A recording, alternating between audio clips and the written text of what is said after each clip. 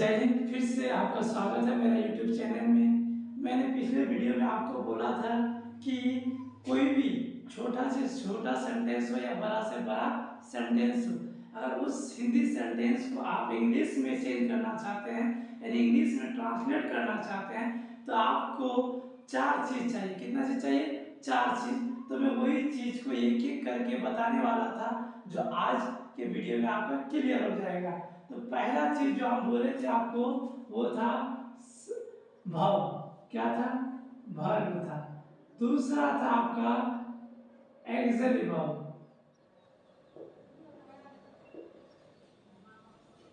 Axillary भाव। तीसरा था आपका सब्जेक्ट। चौथा था टेंस। अगर इस चारों चीज को आप क्लियर कर लेते हैं तो कोई भी छोटा से छोटा हो बड़ा से बड़ा हो आप इजीली इंग्लिश में ट्रांसलेट कर लेंगे। चलिए सबसे पहले आप हम लोग पढ़ेंगे कि भाव। भाव का मीनिंग क्या होता है, भाव क्या होते हैं, भाव कौन होते हैं, उसके बारे में पढ़ेंगे। तो सबसे पहला क्या है? भाव है ना। चलिए भाव के बारे में पढ़ते हैं।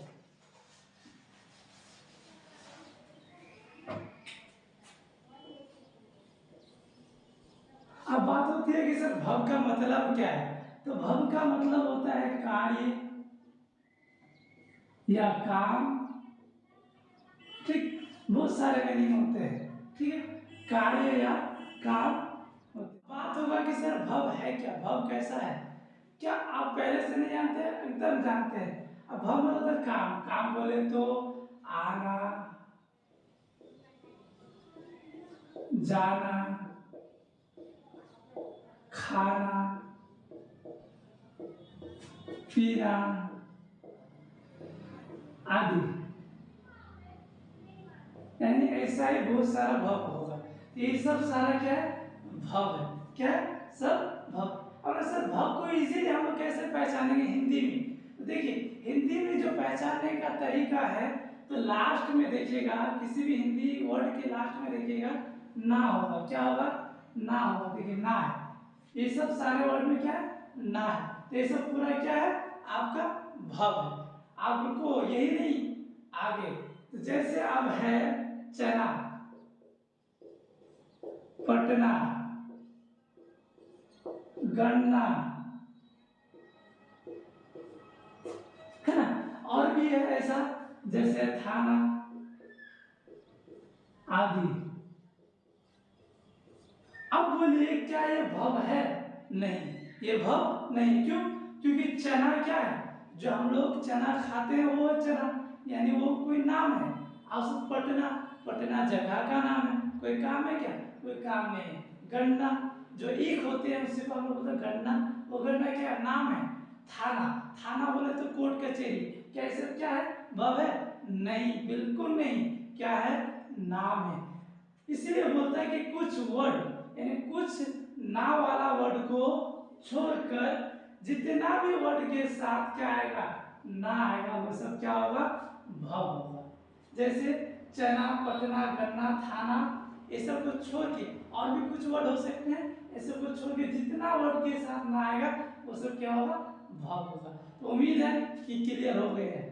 ठीक, चलिए अब चलते आगे कि सर भव तो समझ गए ना। भव मतलब जाना, खाना, पीना, रोना, देखना, हंसना, इतना, ये सब पूरा क्या है? भव है, काम है।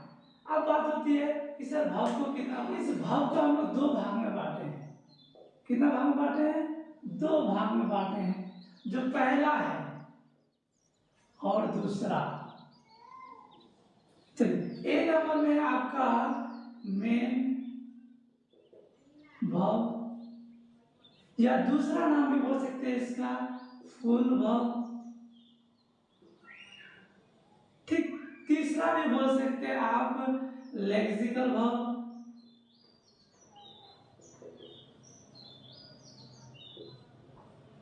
ठीक, लेक्सिकल मेन भव, फुल भव, लेक्सिकल भव। और आप इधर देखिए बी नंबर में क्या है? हेल्पिंग भव।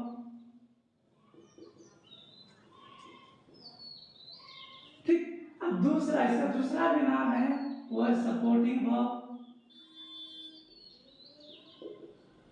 इसका तीसरा नाम भी है वो है एक्सिलरी वर्ब। एक्सिलरी वर्ब, ठीक। देखिए आप बोलेंगे कि सर किसी का नाम, यानी इसका 3-4 नाम, यानी इसका भी 3 है, उसका भी 3 नाम है, क्या ऐसा हो सकता है? तो सर बिल्कुल हो सकता है। क्यों नहीं हो सकता है? किसी भी इंसान का 2-3 नाम होते हैं कि नहीं, उसी प्रकार इसका भी 2-3 नाम है, ठीक। कोई दिक्कत? चलिए अब आगे चलते हैं। अब बोलता है कि वर्ब को कितने भाग में बांटे हैं? 2 भाग में बांटे हैं। पहला है मेन वर्ब या फुल वर्ब या लेक्सिकल वर्ब, कुछ भी बोल सकते हैं।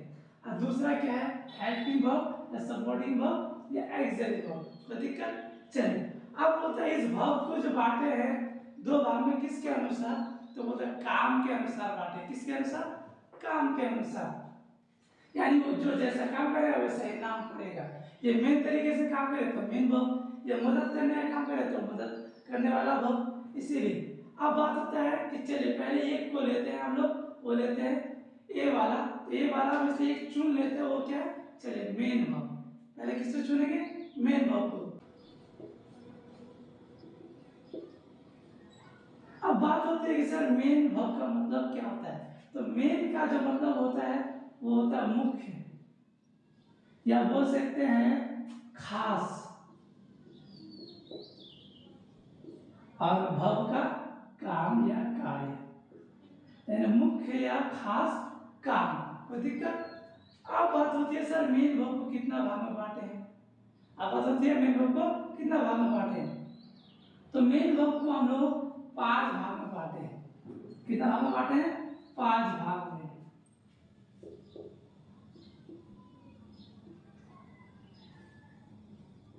चलिए मेन वर्ब को 5 भाग में बांटे हैं। चलिए पहला है V1, दूसरा है V2, तीसरा है V3, चौथा है V4, पांचवा है V5, ठीक। इसका दूसरा भी नाम है, तो V1 का दूसरा नाम है प्रेजेंट, दूसरा है V2 का दूसरा नाम है पास्ट, V3 का दूसरा नाम है पास्ट पार्टिसिपल,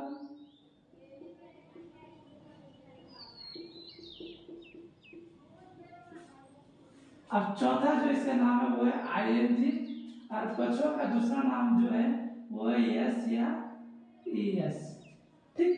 अब सर ये मेन वर्ब को जो आप बांटे हैं 5 भाग में, तो किसके अनुसार बांटे हैं?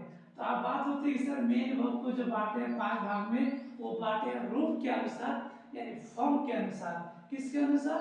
फॉर्म के अनुसार, यानी फॉर्म। फॉर्म के अनुसार मेन वर्ब को 5 भाग में बांटे। अब बताओ फॉर्म का मतलब क्या है? रूप। अच्छा रूप मतलब क्या? चेहरा, शकल, उसी, यानी इसका क्या होगा? मेन वर्ब का शकल बदलेगा। क्या बदलेगा?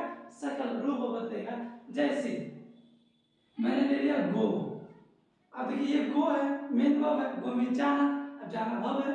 आप देखिए इसका V2 हो जाएगा आपका वेंट, ठीक। V3 हो जाएगा गॉन, V4 हो जाएगा गोइंग, V5 हो जाएगा गोस।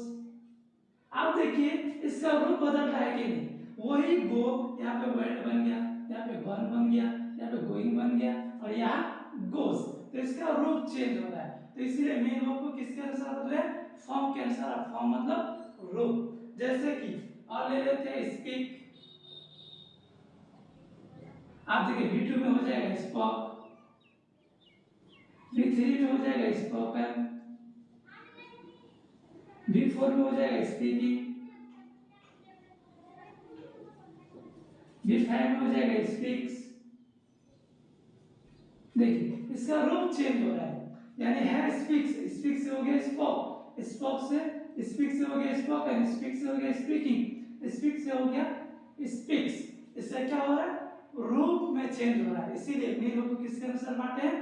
यानी रूप के अनुसार 5 भाग में बांटे हैं। जो पहला नाम क्या है? V1, दूसरा V2, तीसरा V3, चौथा V4 और छठा V5। उसका दूसरा भी नाम है present, past, past participle, I N G, S या ईएस।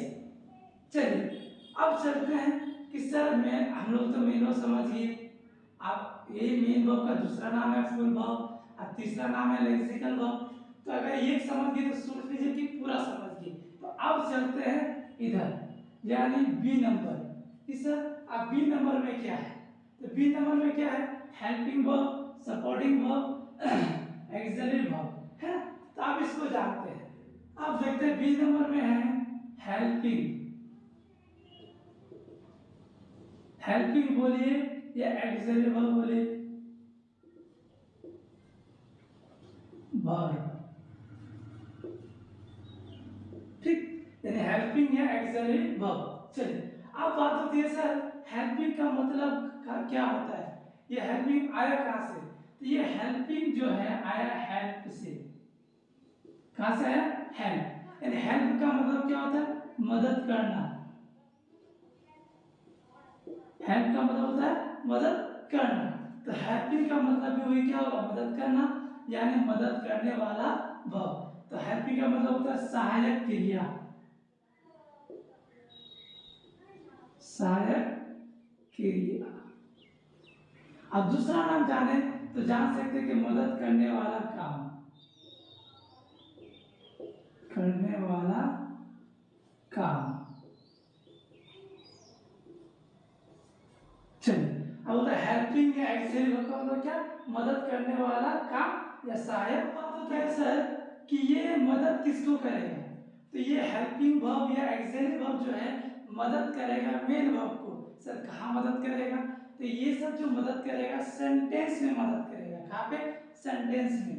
तो अब बात होती है सर कि एक्सिलरी वर्ब को कितना भाग में बांटे हैं?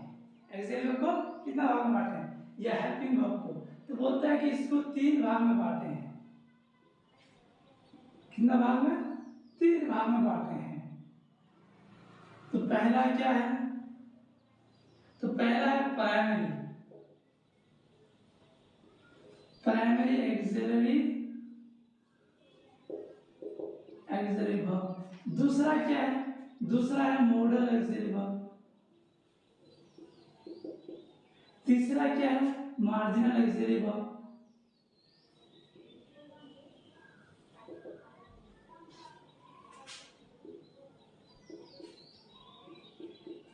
चलिए यानी हेल्पिंग वर्ब या एक्सिलरी वर्ब को कितना भाग में बांटे हैं? 3 भाग में बांटे हैं। पहला है प्राइमरी एक्सिलरी वर्ब, दूसरा है मॉडल एक्सिलरी वर्ब, तीसरा है मार्जिनल एक्सिलरी वर्ब। ठीक, चलिए अब चलते हैं कि प्राइमरी एक्सिलरी वर्ब का मतलब क्या होता है, आया कहां से? तो आप लोग शायद सुने होंगे कि प्राइमरी प्राइमरी प्राइमरी। तो प्राइमरी एक स्कूल होता है, स्कूल से आप सुने होंगे प्राइमरी। तो प्राइमरी स्कूल होता है जैसे कि यानी 1 क्लास से लेकर 4 क्लास तक, इसको बोला जाता है प्राइमरी स्कूल। तो ये जो वर्ड आया ये प्राइमरी स्कूल से आया है। ठीक, और इसमें जो क्या होता है 1 से 4 क्लास में बुनियादी चीज को पढ़ाया जाता है, जैसे क ख ए बी अलिफ बा ये सब सिखाया जाता है। ठीक, 1 2। तो इसीलिए प्राइमरी में भी क्या होगा? वो बेसिक एक्सिलरी वर्ब होगा। क्या होगा? बेसिक वाला एक्सिलरी वर्ब होगा।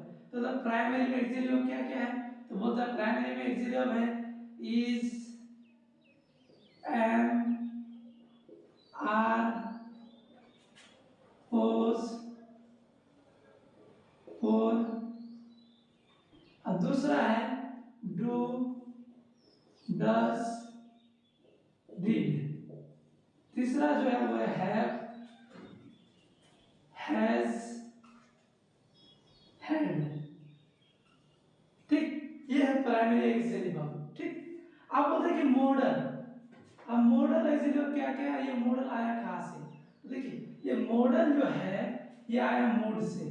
कहां से आया? मूड। और मूड का मतलब क्या होता है? मिजाज। क्या होता है? मिजाज। मूड का मतलब होता है मिजाज। मिजाज बोले तो मन, यानी अपने मन के भाव को कैसे एक्सप्रेस करते हैं आप, कैसे शोइंग करते हैं, उसी चीज को दिखाएगा मॉडल। ठीक, जैसे हम लोग बोलते हैं कि मैं जा सकता हूँ, मैं किसी चीज को तोड़ सकता हूँ, तो तोड़ने के लिए आपका मन होना पड़ेगा, यानी मिजाज होना पड़ेगा। इसलिए जितने भी एक्सिलरी होगा वो मूड से रिलेटेड होगा। किससे? मूड से। यानी मॉडल आया कहां से? मूड से आया है। ठीक, चलिए अब क्या क्या मॉडल एक्सिलरी होगा? तो देखिए मॉडल एक्सिलेटिव है कैन, कुड, मे, माइट,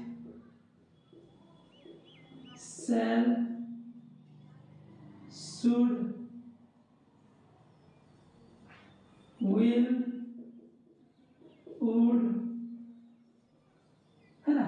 उससे आएगा must, ought to, ये है मॉडल एक्सिलेटिव। मॉडल एक्सिलेटिव टोटल 10 है, ठीक। अब बात होता है कि मार्जिनल, और मार्जिनल एक्सिलेटिव आया कहाँ से, मार्जिनल किसे कहते हैं, तो बोलता है मार्जिनल जो आया वो आया मार्जिन से। कहाँ से आया, मार्जिन से।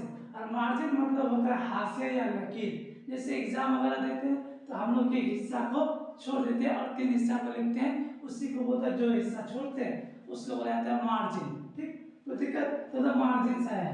अब मतलब मार्जिनल एक्सिलेटिव कितना है, तो मार्जिनल एक्सिलेटिव है 3। पहला है नीड, दूसरा है डियर, तीसरा है यूज्ड टू, ठीक। इतना है, यानी तीसरा marginal accelerative need, dear, used to, इतना। कोई दिक्कत, अगर आपको कोई दिक्कत हो तो बताइए। चलिए अब बात होता है कि सर यानी एक्सिलेटिव टोटल कितना है, तो एक्सिलेटिव टोटल आपका है, गिनिए 3, 5, 8, 8 3 11, 11 8 10 21, 21 8 3 24, यानी टोटल जो एक्सिलेटिव है 24 एक्सिलेटिव है। लेकिन ये फिक्स है, लेकिन भव या मेन भव फिक्स नहीं है। कोई दिक्कत, चलिए यही तक। तब तक के लिए फिर से मेरा वीडियो को आप देखते रहिए और दूसरे तक शेयर करते रहिए। अगर अच्छा लगे लाइक करें, फॉलो करें और मेरा यूट्यूब चैनल को सब्सक्राइब करें। थैंक यू, जय हिंद।